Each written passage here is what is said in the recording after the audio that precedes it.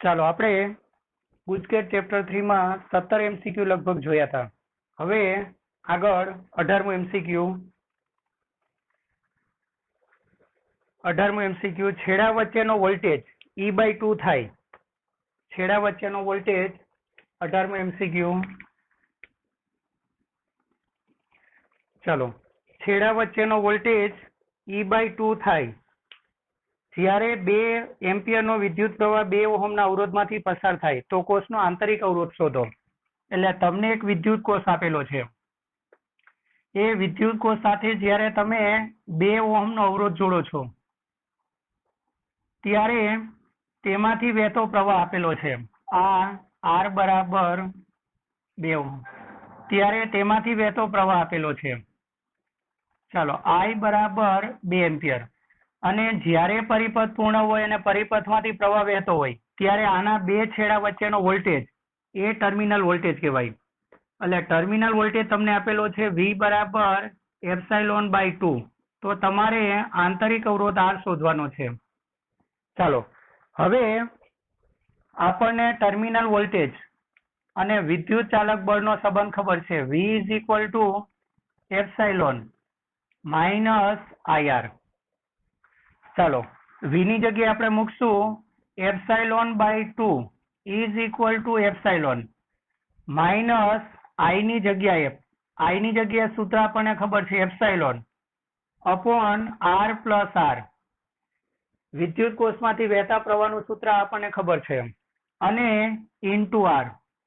ચાલો, બધા જ પદમાંથી એપ્સાઇલોન કેન્સલ થઈ જાય એટલે આ તમારું પદ આવે 1/2 is equal two 1 minus R અને કેપિટલ R આપેલા છે 2 પ્લસ સ્મોલ r. ચાલો, આને આ બાજુ લાવી દો, આને આ બાજુ લાવો એટલે તમારું પદ આવશે R અપોન 2 પ્લસ R. 1 માંથી 1/2 બાદ થાય એટલે 1/2. ચાલો, આની સાથે ગુણાકારમાં આવે, બે આની સાથે ગુણાકારમાં આવે એટલે આ બાજુ 2R is equal two 2 plus R. R બાદબાકીમાં આવશે તો 2R માઇનસ R એટલે R. તો આંતરિક અવરોધ એ આપણને 2 ઓહમ મળે છે. ચાલો, ત્યાર પછીનો દાખલો જુઓ. 19મો દાખલો.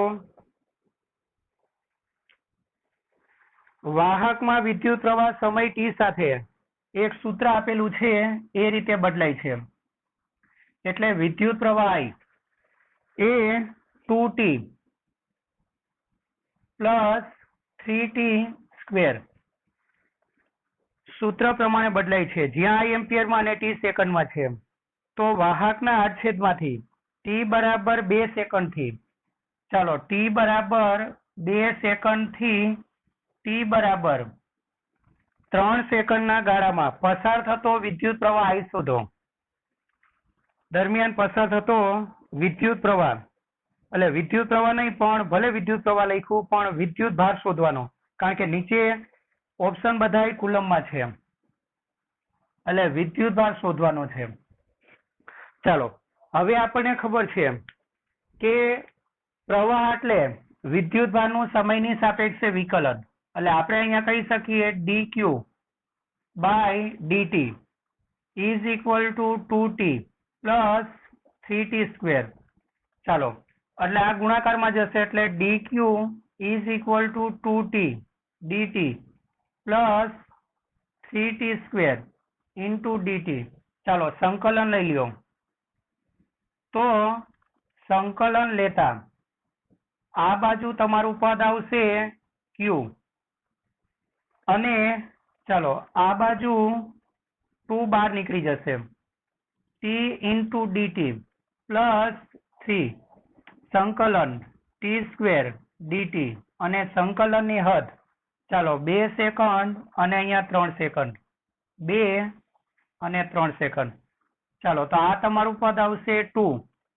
આનું સંકલન થશે t સ્ક્વેર બાય 2 અને હદ આવશે 2 અને 3. ચાલો, પ્લસ 3 સંકલન આવશે t ક્યુબ અપોન 3 અને હદ આવશે 2 3. ચાલો, આમાં અહીંયાથી બબે કેન્સલ થઈ જશે, અહીંથી 3 કેન્સલ થાય. ચાલો હદ આપશું. હદમાં પહેલા આપણે આપવાનું છે t ની જગ્યાએ 3, એટલે 3 નો ઘન માઇનસ t ની જગ્યાએ 3 નો વર્ગ માઇનસ t ની જગ્યાએ 2 નો વર્ગ. ચાલો આ તમારું પેલું પદ, મોટો કે નાનો કૌંસ કંઈ બી કરો.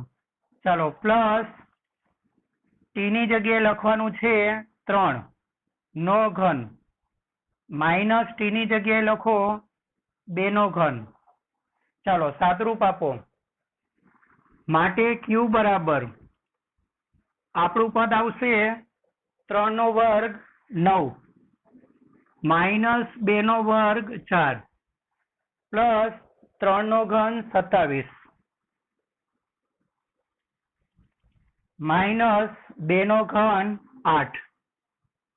ચાલો 9 માઇનસ 4 એટલે 5, 27 માંથી 8 જાય 19, તો આપણાનો જવાબ આવે 19 ને 5 24 કુલમ. તો આ સમયગાળામાં ચાલો પરિપથમાંથી અથવા કોઈ પણ આડછેદમાંથી વહેતો વિદ્યુતભારનો જથ્થો 24 કુલમ હશે. આગળ 20મું MCQ.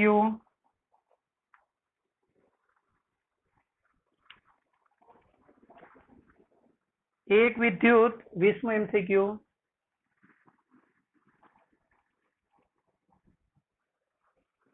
એક વિદ્યુત ચાની કીટલી પાસે 2 વિદ્યુત ઉષ્મીય કોઇલ આવેલી છે. જ્યારે કોઇલની સ્વિચ ચાલુ કરવામાં આવે તો 6 મિનિટમાં ચા ઉકળે છે. જ્યારે બીજી સ્વિચ ચાલુ કરવામાં આવે તો તે 8 મિનિટમાં ઉકળે છે. જો બંને કોઇલને શ્રેણીમાં ગોઠવીને સ્વિચ ચાલુ કરવામાં આવે તો ચા કેટલા સમયમાં ઉકળશે? હવે આપણને ખબર છે કે કોઇલ એટલે એક જાતનો અવરોધ, અને અવરોધમાંથી પ્રવાહ પસાર થાય એટલે ઉષ્મા ઉત્પન્ન થાય, એટલે વિદ્યુત પાવર આધારિત દાખલો છે. સૂત્ર આપણને ખબર છે, W બરાબર JH. હવે બંને વખત તમે એકનો એક જ સપ્લાય રાખેલો છે, તો W બરાબર V² by R into T. કારણ કે પાવરના ઉર્જાના 3 સૂત્ર છે, W ના 3 સૂત્ર છે, I²RT, પછી W નું બીજું સૂત્ર છે V² બાય RT, અને ત્રીજું સૂત્ર છે VIT. અને T છેદમાં લાવી દેશો તો પાવર કહેવાશે, વિદ્યુત પાવર કહેવાશે. આ વિદ્યુત ઉર્જા કહેવાય. આ વિદ્યુત ઉર્જા, આ ઉષ્મા ઉર્જા, અને જૂલનો અચળાંક. ચાલો આ જૂલનો અચળાંક 4.18. હવે જે અને પાણી ઉકળે છે એટલે દેખીતી વાત છે કે એનું તાપમાન વધે છે. તો તાપમાનમાં ડેલ્ટા થીટા જેટલો વધારો કરવા માટે જરૂરી ઉષ્માનો જથ્થો, તમને સૂત્ર ખબર છે, Q કે H બરાબર MS ડેલ્ટા થીટા, અથવા ડેલ્ટા T કયો તો વાંધો નહીં તાપમાનને. ચાલો તો આની જગ્યાએ આપણે લખી દેશું MS ડેલ્ટા T. હવે જુઓ, તમે પાણી ઉકળે એટલે દેખીતી વાત છે કે ધારો કે અત્યારે ઓરડાના તાપમાને રાખેલું છે, તો પ્રારંભિક તાપમાન 27 થી ઉકળવાની શરૂઆત થાય એટલે 100°C થવું જોઈએ. તો પહેલી કોઇલ ચાલુ કરો, બીજી કરો, કે બંનેને શ્રેણીમાં જોડીને ચાલુ કરો, તાપમાનનો ફેરફાર અચળ રહેશે.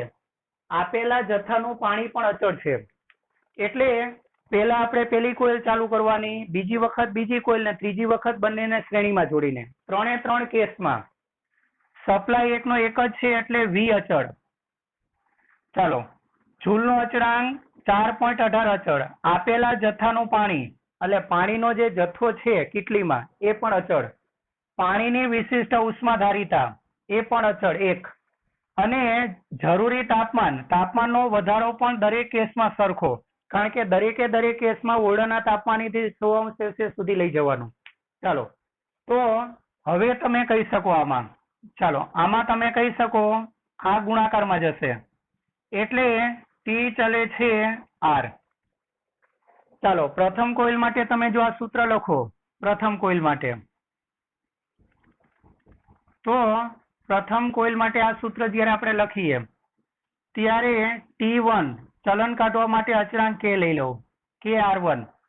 ચાલો બીજી કોઇલ માટે જ્યારે સૂત્ર લખીએ ત્યારે T2 is equal two KR2. હવે શ્રેણીમાં જોડીએ, શ્રેણીમાં જોડતા જો લાગતો સમય T હોય, લાગતો સમય T હોય તો આપણે કહી શકીએ, લાગતો સમય T હોય તો શ્રેણી જોડાણમાં આપણને ખબર છે બંનેનો સરવાળો, એટલે શ્રેણી જોડાણ માટે આપણે કહી શકીએ કે T ઇઝ ઇક્વલ ટુ, ચાલો T ઇઝ ઇક્વલ ટુ ચલન કાઢવા માટે આપણે K લીધેલું છે K, અને શ્રેણી જોડાણમાં બંનેનો સરવાળો. હવે ઉપરના સૂત્રમાં બંનેનો સરવાળો કરો, ઉપરના સૂત્રમાં, ચાલો ઉપરના બંને સૂત્રનો સરવાળો કરતા, ઉપરના બંને સૂત્રોનો સરવાળો કરતા. હવે તમે સરવાળો કરો તો આ બાજુ T1 plus T2, T1 plus T2 is equal two પેલી બાજુ K અને R1 પ્લસ R2. ચાલો હવે આ બંને સમીકરણને સરખાવો. આ જે તમારા બંને સમીકરણ મળેલા છે આ બંનેને સરખાવી દઈએ તો આ બાજુથી આ કેન્સલ થઈ જાય, એટલે T બરાબર, આ શ્રેણી જોડાણ માટે છે, ચાલો T બરાબર T1 પ્લસ T2. હવે T1 એટલે પેલી કોઇલને જ્યારે જોડેલું હતું ત્યારે ઉકળવા માટે લાગતો સમય, ચાલો પેલી કોઇલને જોડેલું હતું ત્યારે ઉકળવા માટે લાગતો સમય 6 મિનિટ હતો, અને બીજી કોઇલને જોડવામાં આવે છે ત્યારે 8 મિનિટ, એટલે 6 પ્લસ 8 તો 14 મિનિટ. એટલે હવે તમે બંને કોઇલને શ્રેણીમાં જોડીને જો પાણીને ઉકળશો તો 14 મિનિટ લાગશે. હવે 21 MCQ જોવો, તમને ત્યાં રકમ દેખાય છે.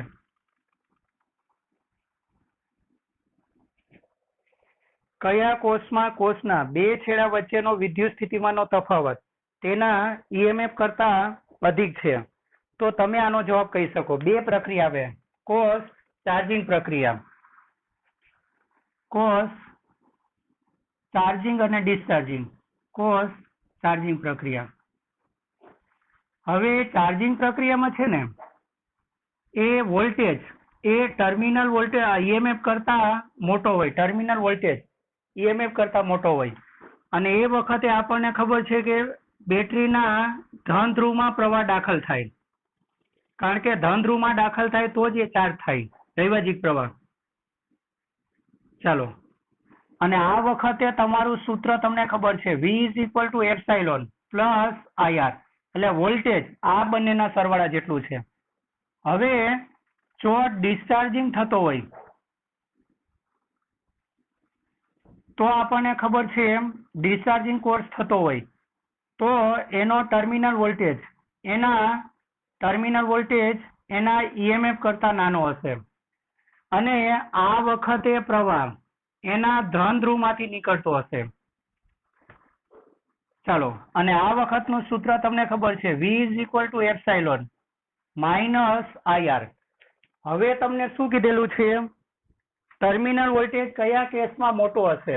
તો દેખીતી વાત છે કે જેમાં પ્રવાહ કોષના ધન ધ્રુવમાં દાખલ થતો હોય. ઓપ્શન 4 જોવો, એમાં તમને કયા ઓપ્શનમાં આવું જોવા મળે છે? તો ઓપ્શન બી, એટલે આપણો જવાબ આવશે ઓપ્શન બી. ચાલો આગળ,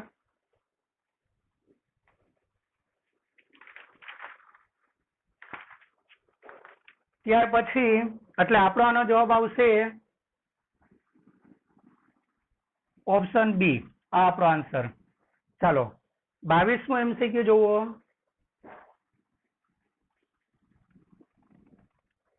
શું કીધું છે વાંચો.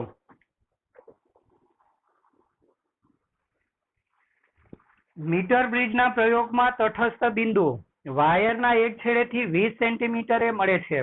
તટસ્થ બિંદુ તો મીટર બી તમને ખબર છે, આપણે આકૃતિ દોરતા નથી, ટાઈમ બગડશે, એટલે મીટર બી તમને ખબર છે આ રીતની રચના હોય અને અહીં વાયર હોય. આ ચાલો વાયર, આ ગેપનો અવરોધ R1, આ ગેપનો અવરોધ R2, તટસ્થ બિંદુની લંબાઈ L1 અને બીજી 100 - L1.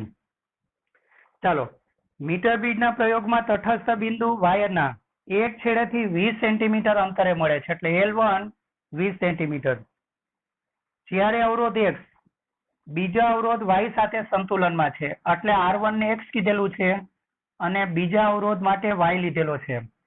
એટલે પહેલા કેસમાં તમે કહી શકો, ચાલો આપણને ખબર છે R1/R2 is equal to L1 by 100 - L1, એટલે X upon Y is equal to L1 by 100 - L1. ચાલો, L1 20, તટસ્થ બિંદુ તમને 20 સેન્ટીમીટર અંતરે મળે છે, તો આ 100 - 20 એટલે 80. ચાલો, શૂન્ય કેન્સલ થાય, ચારે ભાગ ચાલે, એટલે X upon Y is equal to 1/4. હવે શું કહેવાનું, જો X less than Y હોય તો 4X અવરોધને Y અવરોધ સાથે સંતુલન કરવા. હવે આનું મૂલ્ય 4 ગણું કરો. ચાલો, હવે આનું મૂલ્ય 4 ગણું કરો એટલે 4X ને Y સાથે સંતુલન કરવાનું છે. નવા તટસ્થ બિંદુનું અંતર, ચાલો નવા તટસ્થ બિંદુના અંતરને એક કામ કરો અને L1 ની જગ્યાએ ખાલી L લેશો તો વાંધો નહીં, L હોય તો 100 - L. ચાલો, નવા તટસ્થ બિંદુના અંતરને હું L ડેશ કહું, તો આ નીચે તમારું આવશે 100 - L ડેશ. ચાલો, X upon Y, અહીં X upon Y ની કિંમત મૂકી દો, કેટલી છે 1/4, તો આ તમારું પદ આવે 4 અને X upon Y એટલે 1/4. ચાલો, L dash 100 - L dash, 4 cancel થાય, એટલે આ તમારું પદ આવે 100 - L dash is equal to L dash. ચાલો, 2L એટલે 2L dash is equal to 100, તો L ડેશ બરાબર કેટલા, 50 સેન્ટીમીટર. તો હવે તટસ્થ બિંદુ બરાબર તારની વચ્ચેના બિંદુ એ મળશે. ચાલો, તટસ્થ બિંદુ 50 સેન્ટીમીટર. આગળ 23મો MCQ જોવો.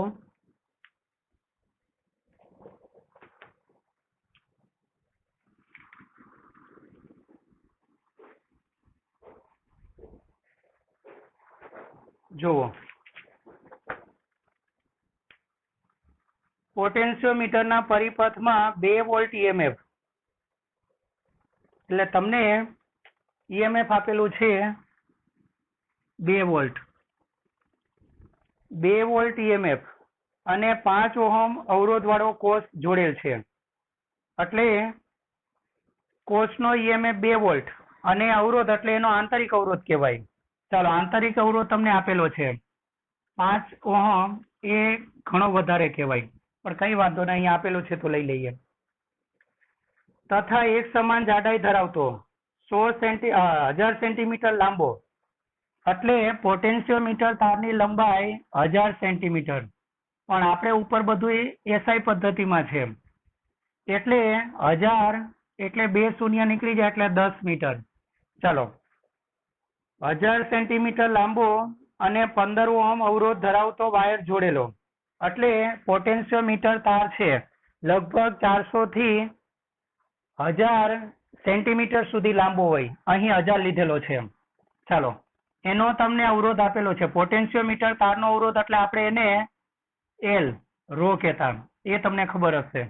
રો એટલે શું, તારની એકમ લંબાઈ દીઠ અવરોધ. ચાલો, કેટલો છે 15.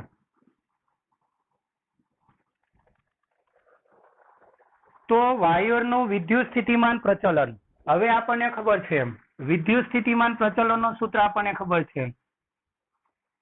ચાલો, જેવી રીતે તાપમાન પ્રચલન, વિદ્યુત સ્થિતિમાન પ્રચલન એ તાપમાન પ્રચલનની જેમ. ચાલો, વિદ્યુત સ્થિતિમાન પ્રચલન એટલે એકમ લંબાઈ દીઠ વિદ્યુત સ્થિતિમાનનો તફાવત.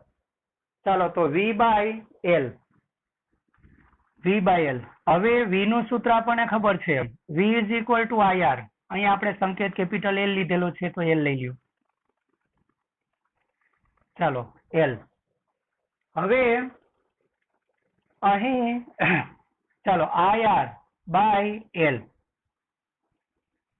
હવે આર એટલે તમને અવરોધ, આને આપણે આર વડે બતાવતો વાંધો ને. અત્યારે પોટેન્શિયોમીટર તારનો અવરોધ. ચાલો, અને હજુ આપણે પ્રવાહને દૂર કરીએ તો પોટેન્શિયોમીટર આપણને ખબર છે I બરાબર epsilon upon R plus R into R by L. ચાલો બધી કિંમત મૂકી દો. એપ્સાઇલોન કેટલા છે? 2 વોલ્ટ. R કેટલા છે? 15. સ્મોલ r કેટલા? 5. ચાલો કેપિટલ R કેટલા? 15. અને એલ કેટલા? 10. ચાલો તો આ તમારું થશે 15 ગુણ્યા 2 અને છેદમાં 15 ને 5 20 ગુણ્યા 10. ચાલો 5 ભાગ ચાલે. 5 ચોક 20, 5 તરી 15, 2 ભાગ ચાલે, 2 દુ 4. એટલે આ તમારું આવશે 3/20 અને આનો એકમ આવશે વોલ્ટ પર મીટર. ફેરવીએ તો આપણો જવાબ આવશે 3 અને 1 મીટરના 100 સેન્ટીમીટર એટલે 100 વડે ગુણો તો 2000 વોલ્ટ પર સેન્ટીમીટર. આ આપણો જવાબ આવે, ઓપ્શન બી. ચાલો હવે 24માં MCQ ની તમને ત્યાં આકૃતિ દેખાય છે તે આકૃતિ મેં મારી જરૂરિયાત મુજબ દોરી દીધેલી છે. નીચેના પરિપથમાં 5 ઓહમનો અવરોધ તેમાંથી વહેતા પ્રવાહને લીધે 45 જૂલ પર સેકન્ડ ઉષ્મા ઉત્પન્ન કરે છે. એટલે 5 ઓહમના અવરોધમાં દર સેકન્ડે વહેતા પ્રવાહ I1 ને લીધે દર સેકન્ડે ઉત્પન્ન થતી ઉષ્મા તમને આપેલી છે કેટલી? 45 જૂલ પર સેકન્ડ. આને પાવર પણ કહી શકાય. તો 12 ઓહમ અવરોધમાંથી દર સેકન્ડે ઉત્પન્ન થતો પાવર 12 ઓહમ અવરોધમાંથી. ચાલો એટલે આ તમને આપેલું છે 12 ઓહમ. તો આમાં તમારે દર સેકન્ડે ઉષ્મા ઉત્પન્ન થતો પાવર શોધવાનો છે. દર સેકન્ડે ઉત્પન્ન થતી ઉષ્મા એટલે પાવર. હવે આપણને ખબર છે કે કોઈ પણ અવરોધમાંથી દર સેકન્ડે ઉત્પન્ન થતી ઉષ્મા એનું સૂત્ર છે P = એમાંથી વહેતો પ્રવાહ અને એનો પોતાનો અવરોધ. કોઈ પણ અવરોધને કારણે જ્યારે પાવર કે ઉષ્મા ઉત્પન્ન થતી હોય તો એનું સૂત્ર P = I²R. ચાલો આ સૂત્રથી જવાનું છે. હવે તમારે આમાં પાવર શોધવાનો છે તો આમાં એનો પોતાનો પ્રવાહ સ્મોલ I અને પોતાનો અવરોધ 12 જોઈએ. અવરોધ છે પણ I નથી એટલે I શોધી લ્યો. ચાલો I શોધવા માટે આપણે શું કરશું? આ શરત પરથી પેલા આપણને I1 મળી જશે. I1 મળી જશે.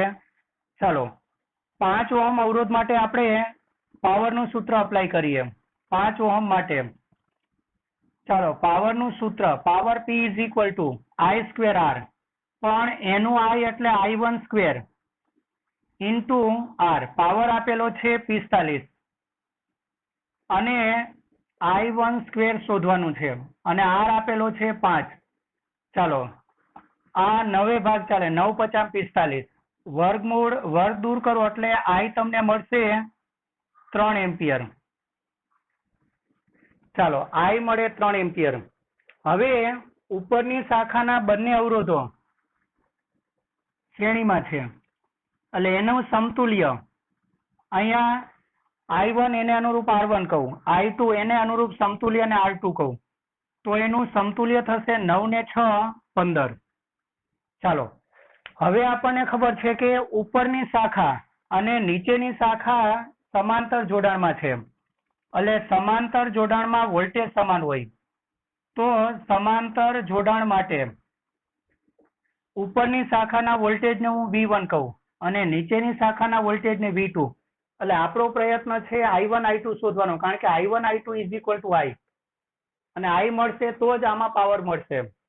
ચાલો V = I1 × R1 plus V2 = I2 R2. I1 એ આપણને મળ્યું છે 3. ચાલો R1 એટલે એ શાખાનો અવરોધ 5, I2 અજ્ઞાત અને R2 I2 આ બંનેમાંથી વહે છે તો બંનેનો સમતુલ્ય 9 ને 6 15. ચાલો 5 તરી 15, 15 કેન્સલ થાય તો I2 તમને મળે છે 1 એમ્પિયર. ચાલો હવે I બરાબર I1 પ્લસ I2, ચાલો 3 અને 4 એમ્પિયર. તો 12 ઓહમ અવરોધમાં power P is equal two, ચાલો પાવરનું સૂત્ર એમાંથી પોતાનામાંથી વહેતો પ્રવાહ સ્મોલ I નો વર્ગ ઇન્ટુ તેનો પોતાનો અવરોધ R. ચાલો I કેટલા મળેલા છે 4 નો વર્ગ અને R આપેલા છે 12, 4 નો વર્ગ 16 ગુણ્યા 12 એટલે 16 ગુણ્યા 12 એટલે તમારો એનો જવાબ આવશે, ચાલો 192 વોટ અથવા જૂલ પર સેકન્ડ. 192 વોટ અથવા જૂલ પર સેકન્ડ એટલે આ અવરોધમાં દર સેકન્ડે 192 જૂલ ઉર્જા ઉત્પન્ન થશે. ચાલો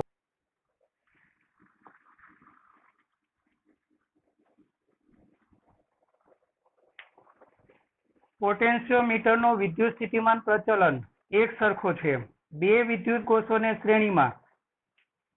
એટલે તમારે પહેલા શું કરવાનું, શ્રેણીમાં જોડવાનું. શ્રેણીમાં પહેલા સહાયકમાં પછી વિરોધકમાં. સહાયકમાં જોડો ત્યારે તટસ્થ બિંદુ 6 મીટરે અને વિરોધકમાં જોડો ત્યારે 2 મીટરે મળે છે. તો વિદ્યુત કોષના EMF નો ગુણોત્તર શોધો. હવે આપણને ખબર છે કે ધારો કે બે વિદ્યુત કોષો ε1 અને ε2 છે. ચાલો સહાયકમાં જોડીએ તો બંનેનો સરવાળો થાય. સહાયક અને વિરોધક ખબર છે ને, બંને ધ્રુવો એક જ તરફ હોય, બંનેના ધન ધ્રુવ એક તરફ હોય તો સહાયક જોડાણ કહેવાય. એટલે એક વિદ્યુત કોષ પોતાનામાંથી એક વિદ્યુત કોષ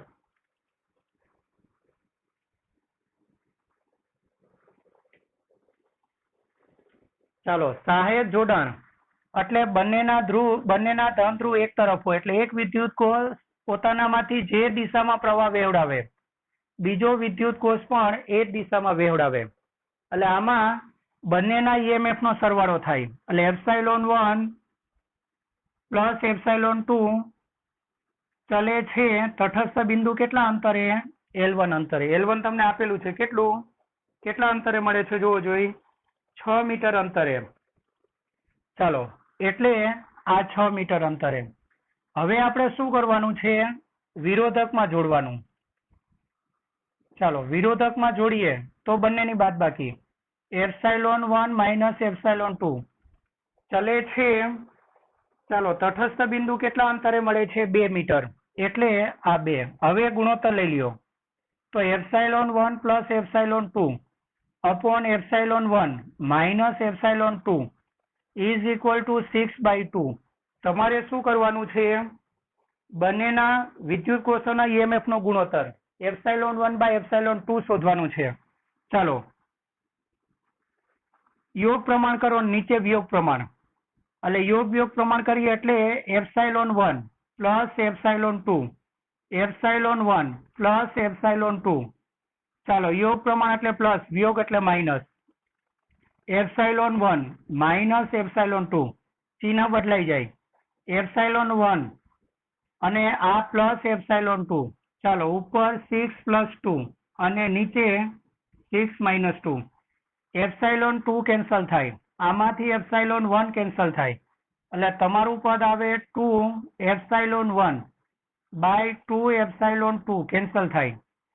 ચાલો 6 ને 2 8 અને 6 માંથી 2 જશે 4. તો ચાલો કેટલાય ભાગ ચાલશે, 2 ને. તો EMF નો ગુણોત્તર આવશે ε1/ε2 ઇઝ ઇક્વલ ટુ 2:1 2:1. આ જવાબ આવશે. 26મો MCQ જોવો શું કીધું છે પાછું. એક પોટેન્શિયોમીટર તારની લંબાઈ 100 સેન્ટીમીટર, મીટરમાં કહીએ તો 1 પોટેન્શિયોમીટર તારની લંબાઈ 100 સેન્ટીમીટર એટલે કે 1 મીટર, અને તેનો અવરોધ પોટેન્શિયોમીટર તારના અવરોધને આપણે મેજોરિટી સંકેત આપીએ છીએ એલ રો. રો એટલે એકમ લંબાઈ દીઠ અવરોધ. ચાલો 10 ઓહમ છે તો રો કેટલું મળે? રો એલ છેદમાં જાય 10/L, L1 છે તો 10 અને આનો એકમ આવે ઓહમ પર મીટર. પોટેન્શિયોમીટર તારના અવરોધને એલ રો વડે બતાવે. જ્યારે બાહ્ય અવરોધ ન હોય તો એલ રો ને તમે કેપિટલ આર તરીકે લઈ શકો. તેને 40 ઓહમના બાહ્ય અવરોધ સાથે જોડવામાં આવે છે. એટલે બાહ્ય અવરોધ તમને આપેલો છે 40 ઓહમ અને 2 વોલ્ટ ઈએમએફ ની બેટરી સાથે શ્રેણીમાં જોડેલો છે. તો બેટરીના ઈએમએફ આપેલા છે 2 વોલ્ટ. બેટરીનો આંતરિક અવરોધ અવગણ્ય છે, એટલે બેટરીનો આંતરિક અવરોધ અવગણ્ય હોવાથી 0 છે. એક અજ્ઞાત ઈએમએફ એપ્સિલોન વાળી બેટરી વડે 40 સેન્ટીમીટર દૂર તટસ્થ બિંદુ મળે છે. ચાલો, તટસ્થ બિંદુનું અંતર એટલે એલ, 40 સેન્ટીમીટર એટલે 0.4 મીટર અંતરે મળે છે. તો એપ્સિલોન નું તમારે મૂલ્ય શોધવાનું છે. ચાલો, એપ્સિલોન નું મૂલ્ય શોધવાનું.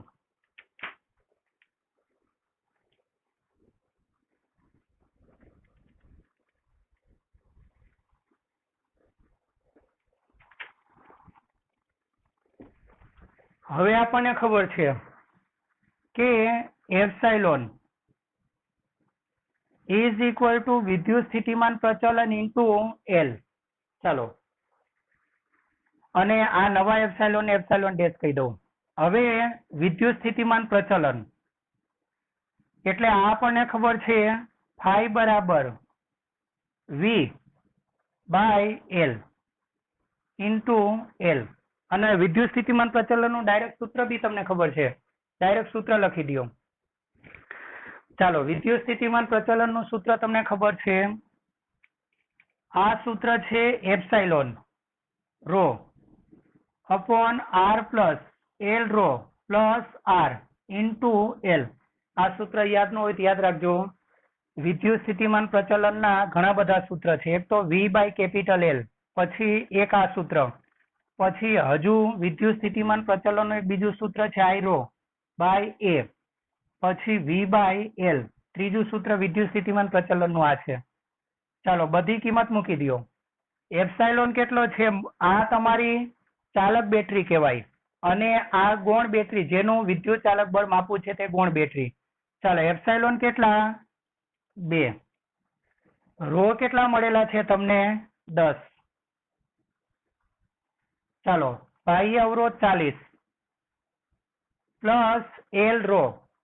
એલ રો એટલે તમને 10 આપેલું છે અને આંતરિક અવરોધ અવગણ્ય છે. અને આ તમારું 0.4 એટલે 4/10 લખી શકાય ને? 4/10. ચાલો, 10 કેન્સલ થાય. ઉપર થશે 4 દુ 8 અને નીચે 40 અને 50.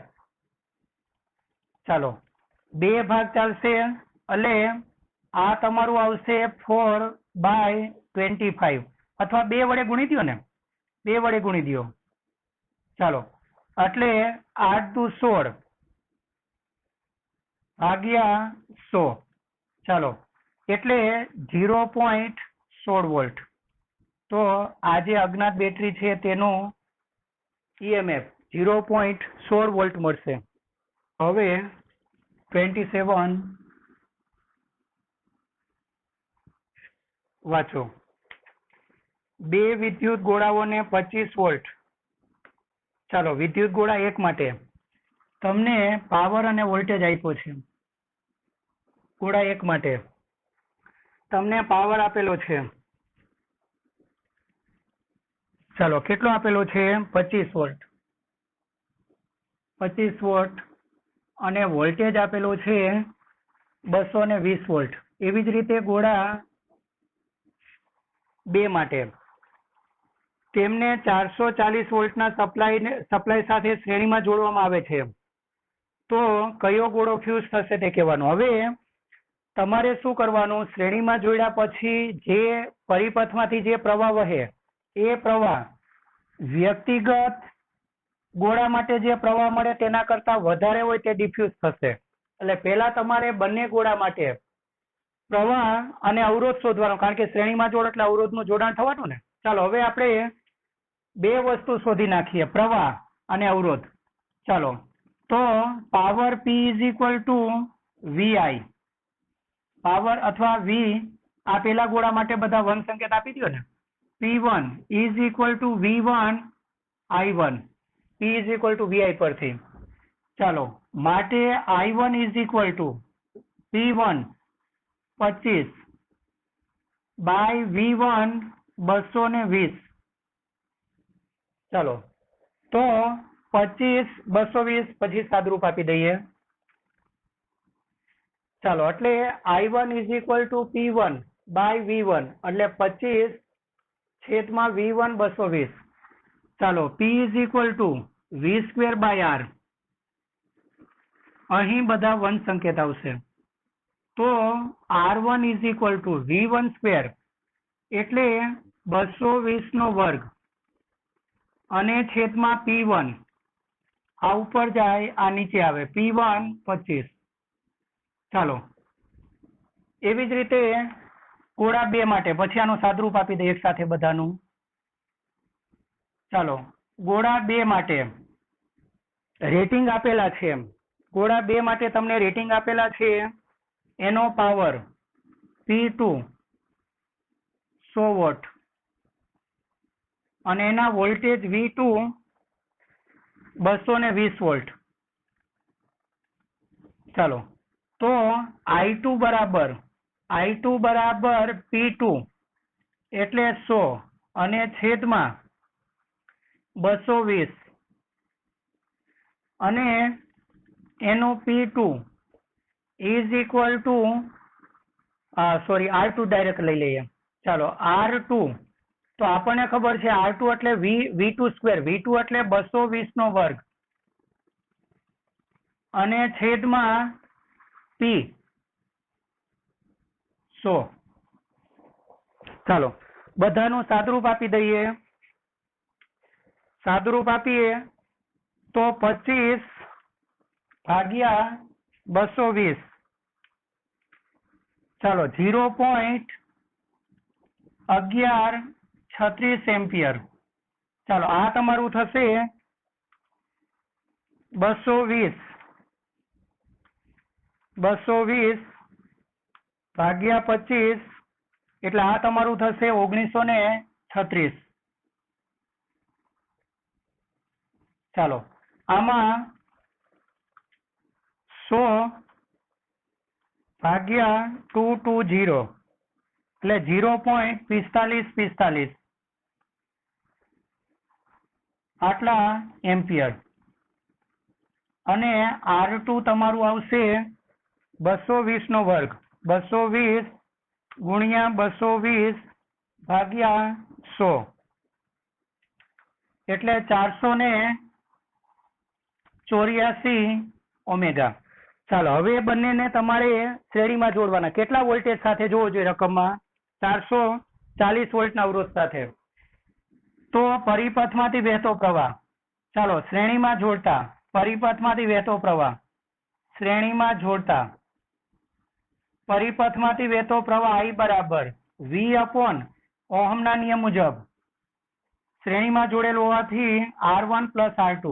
ચાલો કેટલા વોલ્ટ સાથે શ્રેણીમાં જોડવાના છે? 440 વોલ્ટ. એટલે આપણે લખશું 440 અને નીચે R1 1936 પ્લસ R2 484. ચાલો 440 અને 484 પ્લસ 1936 24 20. ચાલો ભાગાકાર કરીએ. 440 ભાગ્યા 24 20 એટલે 0.11 18 એમ્પિયર. હવે આટલો પ્રવાહ વહે છે. હવે આની પ્રવાહ ક્ષમતા 0.11 ની છે, પણ એમાંથી 0.18 વહેવાનો એટલે આ ફ્યુઝ થશે. આની ક્ષમતા છે 0.45, પણ એના કરતા ઓછો વહે. તો અહીં ગોળા એક માટે એની જે ક્ષમતા છે I1, ચાલો I1 કરતા, એટલે ખરેખર તમે મેક્સિમમ પ્રવાહ I એ આના કરતા ઓછો વહે તો આ ડિફ્યુઝ નહીં થાય, પણ વહેતો પ્રવાહ I ગ્રેટર દેન I1 હોવાથી તે ડિફ્યુઝ થશે, ડિફ્યુઝ થઈ જશે, એટલે કે ગોળો એક ઉડી જશે. ચાલો 28 એ રકમમાં તમને ખ્યાલ આવી જશે. જુઓ આકૃતિ જુઓ. નીચેની આકૃતિમાં તમામ વિદ્યુત ગોળાઓ એક સમાન છે, બધા જ ગોળા સમાન છે. તો કયો કે કયા વિદ્યુત ગોળા સૌથી વધારે પ્રકાશિત થાય? ગોળા પ્રકાશિત ક્યારે થાય? તો એમાંથી વહેતા પ્રવાહને લીધે ચાલો P = I²R, અથવા ઉષ્મા કહી દો તો એ જ કહી દઈએ. ચાલો I²RT મુજબ એમાં વહેતા પ્રવાહને કારણે ઉષ્મા ઉત્પન્ન થાય, અને એ ઉષ્માને લીધે જ આપણને પ્રકાશ અને ઉષ્મા ઉર્જા મળે છે. એટલે વિદ્યુત ઉર્જાનું પ્રકાશ અને ઉષ્મા ઉર્જામાં રૂપાંતર થાય આ સૂત્રથી. હવે આપણને ખબર છે કે દરેક ગોળાના અવરોધ તો સમાન છે, એટલે જે ગોળામાં I વધુ હશે, I વધુ, તે વધુ પ્રકાશિત થાય, કારણ કે જેના માટે I વધુ તેમાં ઉત્પન્ન થતી ઉષ્મા વધુ, એટલે તે વધુ પ્રકાશિત. ચાલો હવે આકૃતિ જોઈને મને કહો, કયા ગોળામાંથી I વધારે હશે? 1 અને 5. કારણ કે 2, 3 અને 4 એમાં તો પ્રવાહનું વિભાજન થવાનું, એટલે પ્રવાહ ઘટી જવાનો. એટલે કયા ગોળા પ્રકાશિત થશે? તો આપણો જવાબ આવશે 1 અને 5. ચાલો 1 અને 5 આ બંને ગોળા વધુ પ્રકાશિત થશે. ચાલો 29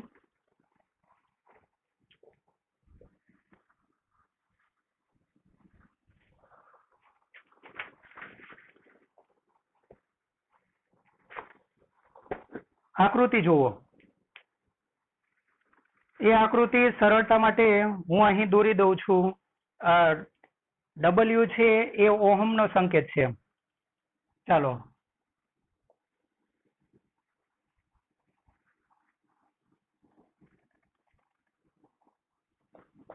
અને ત્રીજો અવરોધ આ રીતે આપેલો છે, અને આ તમને બિંદુ આપેલા છે A, B, C, અને દરેક આપેલા છે 4 ઓમેગા. આ દરેક અવરોધ 4 ઓમેગાના છે. ચાલો, અને આ તમારું વચ્ચેનો બિંદુ આ જગ્યાએથી ડિસ્કનેક્ટ છે, A અને D બિંદુ. ચાલો, ને શું કરવાનું છે વાંચો જોઈ. 3 અવરોધોને 4 ઓહમના દરેક એવા 3 અવરોધોને આકૃતિમાં દર્શાવ્યા મુજબ જોડવામાં આવ્યા છે. જો બિંદુ D અવરોધને 2 અર્ધ ભાગમાં દુભાગે, એટલે D બિંદુ નીચેના 4 ઓહમ એને 2 ભાગમાં દુભાગે, એટલે બંને ભાગનો અવરોધ, આ ભાગનો અવરોધ ને આ ભાગનો અવરોધ 2 ઓમેગા થશે. તો A અને D વચ્ચેનો અવરોધ કેટલો થશે? A અને D વચ્ચેનો અવરોધ.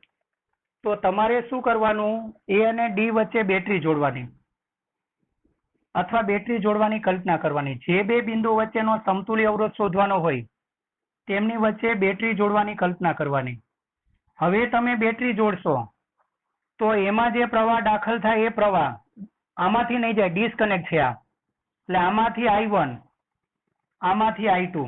હવે I1 પ્રવાહ આમાં થઈ અને આમાંથી બહાર નીકળી જશે. ચાલો, અને I2 પ્રવાહ આમાંથી બહાર નીકળી જશે, એટલે આ જે શાખા છે આમાંથી I1 ને અહીંયાથી I2. તો આ શ્રેણીમાં, એટલે આ ભાગનો જે સમતુલ્ય છે, આ ભાગનો સમતુલ્ય. ચાલો A અને D, આ A બિંદુ અને D બિંદુ. ચાલો આ બાજુનું આ તમારું A બિંદુ અને ડી બિંદુ. ચાલો આ ભાગનો જે બંને અવરોધ છે ને અહીંયાથી આ 4 અને અડધો અવરોધ 2 એટલે આ 6 ઓહમનો અવરોધ કહેવાય.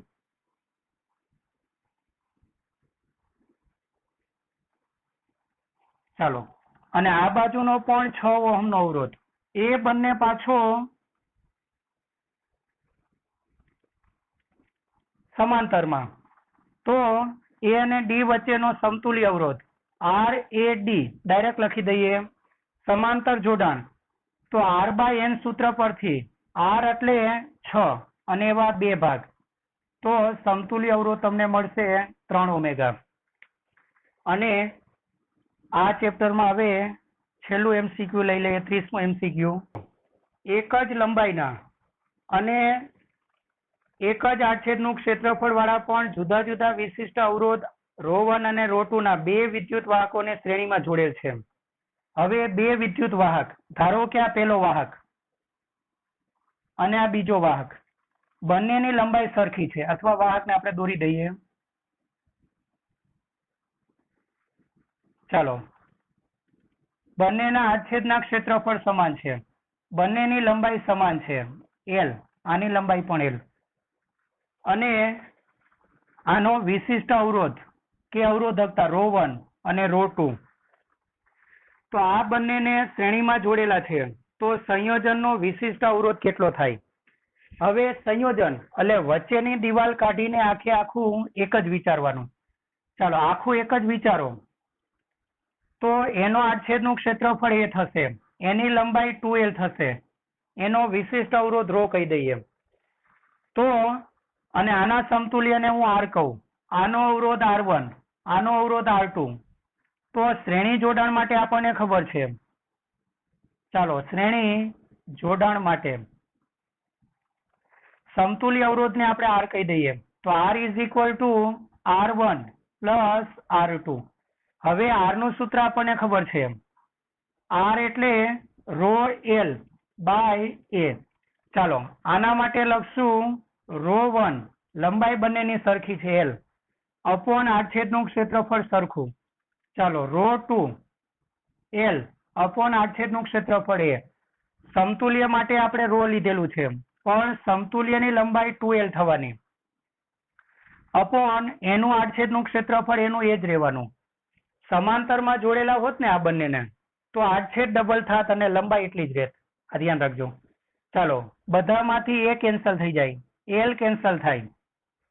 તો ρ ને સૂત્રનો કરતા બનાવો માટે ρ બરાબર ρ1 પ્લસ ρ2 અને છેદમાં જશે 2. ચાલો તો આ ચેપ્ટરમાં લગભગ બધા જ ટોપિકને આવરી લે એવા કેટલાક એમસીક્યુ આપણે 30 એમસીક્યુ કરાવેલા છે. તો આ એમસીક્યુ બરાબર કરવા.